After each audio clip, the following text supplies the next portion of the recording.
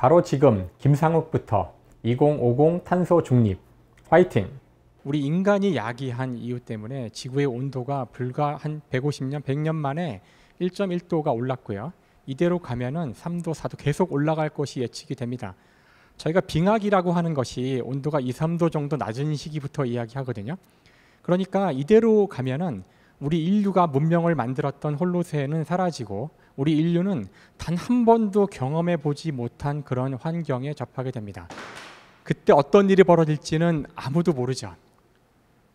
하지만 우리는 우리 문명의 힘으로 이 지구를 바꾸기도 했지만 어떤 일이 올지도 대충은 지금 예측을 할 수 있고요. 이것을 막을 힘도 가지고 있습니다. 그러니까 이제 인간이 알고도 행동하지 않는다면 정말 어리석은 행동이 되겠죠. 그래서 오늘 우리가 이 시간을 통해서 이 지구 위기, 이 기후 위기를 해결할 수 있는 방법에 대해서 같이 한번 이야기해 보면 좋겠습니다. 한마디로 그냥 팩트입니다. 깔끔하게 팩트예요. 네, 이러고 끝나도 되겠지만 이제 그러면 안 되겠죠. 물론 과학은 언제나 단정 짓지 않고 의심하는 것이고요. 그리고 그 모든 것들은 언제나 복잡하기 때문에 어떤 과학자도 100%라는 말을 하지는 않습니다. 그러나 중요한 것은 과학은 데이터가 누적됨에 따라 점점점 더 그 결론에 대한 신뢰가 높아져 가는 건데요. 저희가 지금 내리고 있는 이 기후 위기에 대한 것들도 하루아침에 나온 결론이 아니라 여러분 공부하셨겠지만 1990년부터 지금까지 5년, 6년 간격으로 끝없이 계속해서 지금까지 반복하여 그 전 세계의 수많은 과학자들이 연구한 데이터를 축적해서 점차적으로 처음에 1차 보고서 때만 해도 기후 변화가 있는 것 같다. 2차 보고서 때는 인간이 이유인 것 같다.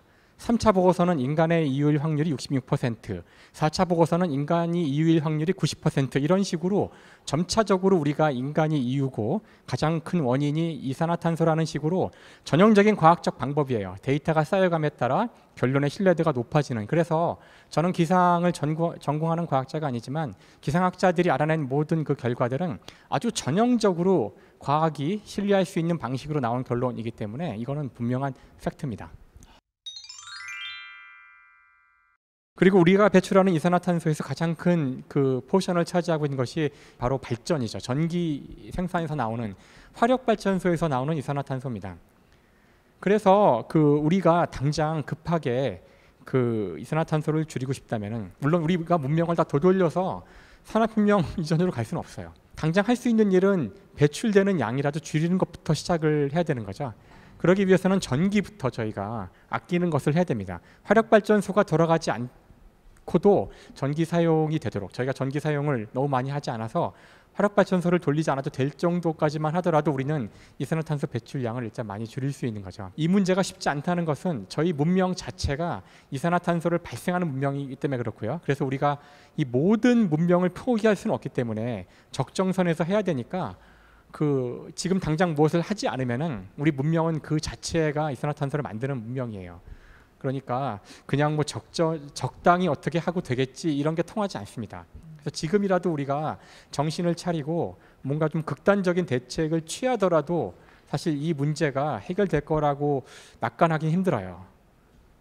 그런 상황이니만큼 뭐라도 해야 됩니다.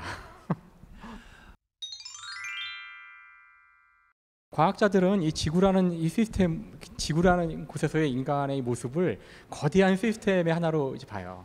우리는 굉장히 인간 중심으로 생각하잖아요. 인간과 환경 이렇게 딱 나눠놓고 인간한테 살기 힘들어지니까 지구를 살리자. 지구는 아무 문제 없어요. 이 지구는 온도가 10도 올라가도 아무 문제 없어요. 우리 인간만 사라질 겁니다. 지금보다 먼 옛날에 지금보다 훨씬 지구가 뜨거웠을 때도 있었고요. 공룡들이 살았겠죠. 지구의 환경 변화가 생기면 우리 인간이 위험해지는 겁니다. 지금 최고 포식자가 인간이거든요. 이런 환경 변화에서 언제나 최고 포식자들이 살아남지 못했거든요. 오히려 포식자가 아닌 동물들은 또는 식물들은 잘 살아남습니다. 잘 적응해가지고 바이러스는 지구가 생긴 이래 지금까지 생명이 생긴 이래 없어진 적이 바이러스 박테리아들은 여전히 잘 살고 있고요. 아무 문제 없을 겁니다. 저희한테는 그렇게 보여요. 지구에 있는 이 작은 종이 하나에 불과한 인간이 지구 시스템을 교란하면 그 결국 대가는 인간 자신만이 치를 겁니다. 이번 토크 콘서트에 참여하게 돼서 굉장히 큰 영광이고요. 특히나 이런 걸 준비하는 과정에서 저도 새로운 사실들을 많이 공부하게 돼서 저도 아주 좋은 시간이었던 것 같습니다.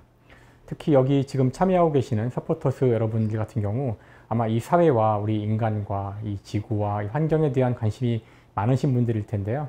이번 기회를 통해서 다시 한번 환경 문제를 깊이 생각해보고 무엇보다도 이것이 생각에 그치지 않고 자신의 행동을 바꿔서 무엇인가 작은 거라도 할 수 있는 그런 좋은 기회가 되면 좋겠습니다.